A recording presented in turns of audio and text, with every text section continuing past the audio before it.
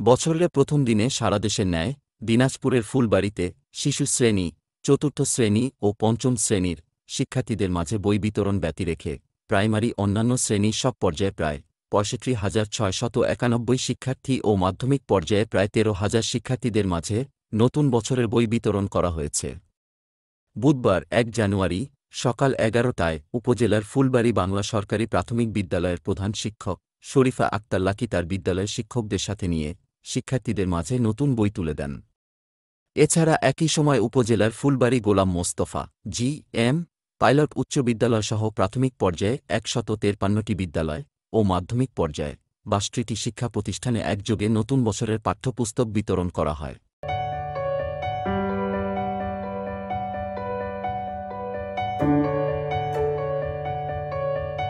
প্রথম শ্রেণীতে বই পেয়েছি ১৬৪ সেট, ১৬৪ সেট বই বিতরণ করা হয়েছে। দ্বিতীয় শ্রেণীতে বই পেয়েছি ১৩০ সেট, ১৩০ সেট বই বিতরণ করা হয়েছে এবং তৃতীয় শ্রেণীতে বই পেয়েছি ১৬৫ সেট, ১৬৫ সেট আমরা বই বিতরণ করেছি। কতগুলো টোটাল স্টুডেন্ট হবে?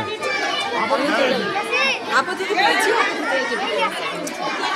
বছরের শুরুতেই বই দিতে পেরে আমরা আনন্দিত, কারণ আমাদের শিক্ষার্থীর যে চাহিদা সেটা আমরা পূরণ করতে পেরেছি।